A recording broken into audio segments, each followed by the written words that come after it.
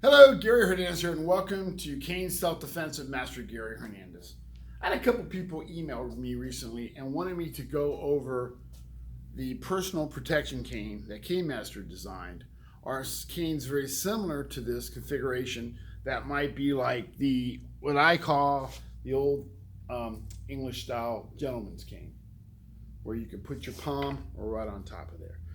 So I'm going to show you with this one, and then I'm going to show you with this one because the Canemaster one has where the horn comes down so you can hook. This one does not, but I'm going to show you different techniques you can do, and I'm going to break them down. I've shown this before, but I'm going to do a little bit more updated version on this. And giving me a hand is going to be Mr. Bob. Mr. Bob, come on out. Now, the first thing you notice about this cane is the fact that you have kind of the best of both worlds. And like I've said before, we have the crook of the horn where I can hook somebody by the neck, hook them by one of their extremities, pull it down. But I also have a nice area where I can put my palm and I can simply rest my weight on this cane. But if you look at it in basic terms, it's great for using it as a hammer. So one of the things right off the bat I'll cover is the horn part. Obviously, when I strike, and I'm going to go gentle because this one has a nice sharp point and I don't want to hurt Mr. Bob. As I strike somebody, I can hook them by the neck, wheel them in, come up with a knee strike. I can also dig that point into the back, causing an injury. I can simply strike into the legs. Come over here, Mr. Bob.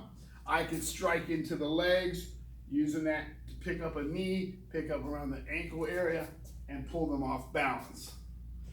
I can strike into the body and use that horn and to dig into them to where it's nice and sharp. And you can do that with most canes.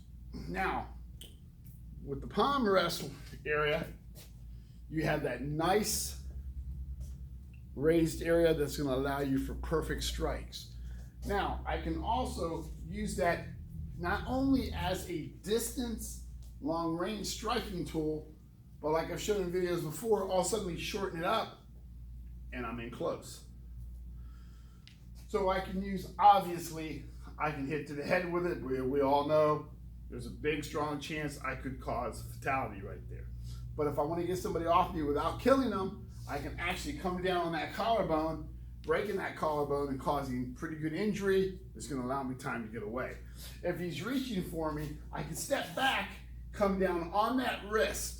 He's reaching the other hand, step back, redirect it, come down on that elbow. I can also catch that knee, hammer into his knee. Can't walk, they can't run, I can get away. I can also use that going straight into the groin, causing injuries. So you have kind of the best of both worlds with that.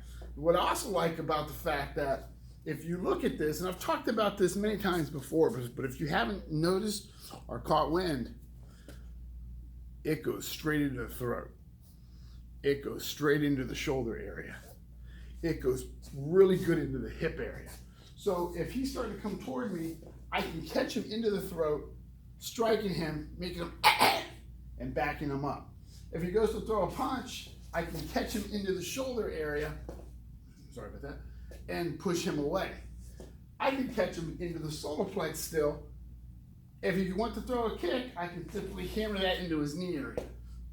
Or if he's coming toward me, I can use two hands, catch him in the hip, and shove him back. Because that nice groove there allows it to pop into places that are perfect for striking or shoving. So I can easily use this, again, to hook and yank, to strike and push, or to hammer and injure. Now, if you don't happen to have one of these kind of canes, but you do have something similar, but you don't have where the crook and horn come down so you can hook, and let's say you have one of these little guys, or something similar, and you still have that rest where you can lean on it, you can do pretty much the same thing. Again, he's coming in. With this one, I can catch to the throat and yank him back. He goes to throw a punch, I can catch in the shoulder area, push him back. If he was throwing a kick, I can catch him in the knee and strike it. I can simply use this to hammer down, on his collarbone, either end. Obviously, the head, he's throwing a punch. I can come down, hammer down right on that wrist, catch him somewhere else, catch him on that knee. I can even use, if I have a little bit of a lip, I still can hook the neck and bring him into me. Sorry about that. Bring him into me and knee him. So even though I don't have the full curvage of this one, I still can do some damage with this one. So when you have a cane similar to this, where you have that palm rest, don't just think of it as something you can lean on, okay? Whether you have this version or whether you have this version. They are nice to lean on, without a doubt. But think about how you can use them for self-defense on so many different levels.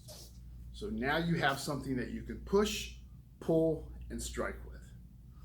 So hopefully those techniques help you. Take your time, work them. Work them left, right, arms. Make sure both arms are getting worked on. That way, in case you have to use it on your right side, you know how. If you're injured and you have to use it on the left side, you know how. So take the time. As I always say, practice, make it yours. Thank you, Mr. Bob. Gary Hernandez, thank you, and I will see you guys very soon.